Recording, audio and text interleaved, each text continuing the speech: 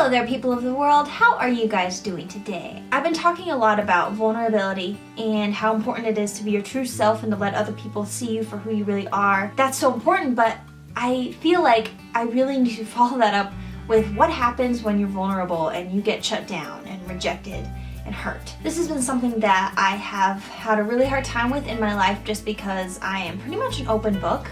I like to wear my heart on my sleeve, as people have told me pretty much my whole entire life, and that kind of sets me up to get hurt a lot of the time, especially because I had that little people pleaser mentality. And guys, it's not fun. Part of being vulnerable is, I think, sharing your joy with people. Like when you get really excited about something and you want to tell people about it, and then your response that you get is not really what you expected. So being vulnerable isn't just sharing what you're going through and having a hard time, it's also sharing just who you are and what you get excited about and the truths that you've been taught. And I really want to talk to you about what happens when you get let down. And this world is like swarming with lies. That's all that the enemy can do to us, is lie to us and put insecurities in our heads and tell us that we're not good enough and we need to be something else and we need to be better. And those voices can come from other people. Those voices can come from the TV, from advertisements. Those voices can just come from in our heads out of nowhere. But you guys, those things that you believe, it's so important that we know the difference between lies and truth, and we separate that. When we start to believe those lies, we start to feel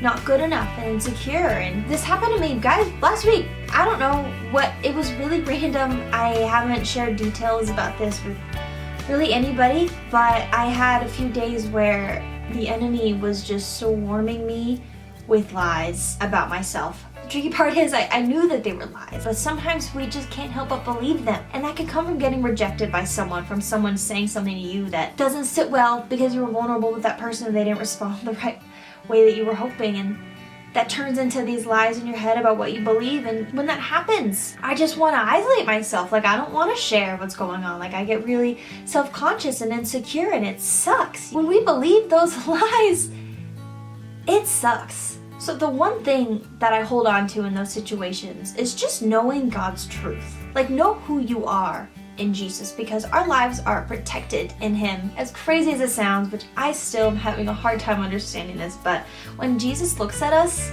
He sees us as perfect. He sees us as His kids. Like, I am His daughter, and I have to remember that and know who I am in Him. And I know that that's so much easier said than done. All that I can tell you to do when you're in this same boat that I was in is to ask Jesus to show you. And you know what? When He shows you who you are, and when you know, and you know how amazing and perfect He sees you, write out who you are. Write out who you are in Jesus, because that's your truth. And once you have your truth, that's what you have to hold on to. That's when you have to set up boundaries for yourself and not let the lies in. You can hear what people have to say, whether people respond to you in a good way, a bad way, reject you when you're being vulnerable. But that's when you know the difference. You know, oh, that's not true, so I'm not going to accept that. But you can listen to people's opinions if you want, but like in your heart, you know it's true, and you know that that's not true. Like if someone tells you, hey, you're really clumsy. If you know that that's not true about yourself, and if you know how God created you and He's told you who you are, you can listen to that. Sure, laugh at it, tell them, hey, no, I'm sorry. But you see, the difference is those lies won't affect you anymore because you know it's true. You know who you are. So you don't have to listen to what other people say about you, you guys. Jesus doesn't like it when we feel insecure. He came to free us from the bondage of those lies. He came so we didn't have to believe them. In order to know who we are, we just be in relationship with Him. We're supposed to be in communication with God, and He's going to tell us who we are, and He's going to love us, and He's going to show us. And that's when we have the opportunity to lay all of this stuff down by the cross. Lay that insecurity that you're not good enough. Lay it down thinking that you're annoying. Lay it down thinking that like people are gonna get sick of you. It's hard because being vulnerable is a risk.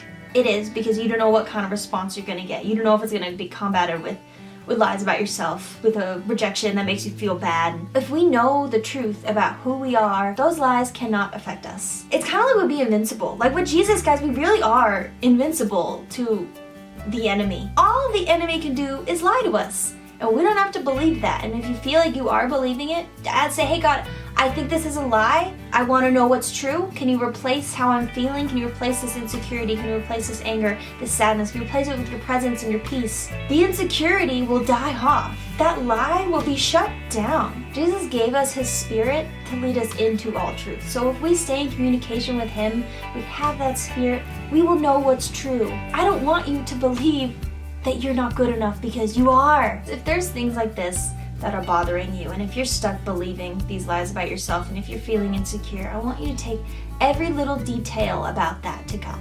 Don't leave anything out. He will take off that burden. Share with him what's going on. If someone rejects you and you start to believe lies about yourself because of that, take it to God. Ask him to replace it with himself, and he will. Dealing with discouragement sucks. That's why I say choose your friends wisely. Choose who you share yourself with wisely. Be intentional with the right people, and that's hard sometimes, and I know this world is full of people who can be discouraging. Know your identity, because once you do, it's so freeing. You don't have to listen to everyone. Like, I used to take what everyone said and put it on myself as truth. You think I'm this, and you think I'm that. I must be all these things. I must be like that's not good. I don't want to be that. Well, guess what? I'm free of that now, and I want you to be free of that too, you guys. So I am so on fire about this at the moment. That's really all I have to say. I love you, and I'll talk to you next time. Bye. Thank you guys so much for watching this episode of Coffee Chats with Jax. I hope that you enjoyed it, and please, if you related to it the slightest bit, if you want to talk more, share your story, converse with me about this subject, please go check out my Patreon page. There's going to be a link on the side that says Patreon, or there's going to be a link down below. So if you either click where it says Patreon or click the link down below that says Join My Family, it will take you to that page where we will be talking and sharing stories and asking questions, just carrying on this conversation further as a family, you guys. I really want you to be a part of that, so please check out my Patreon page to do so, and we will talk soon. Okay, I'll see you next time.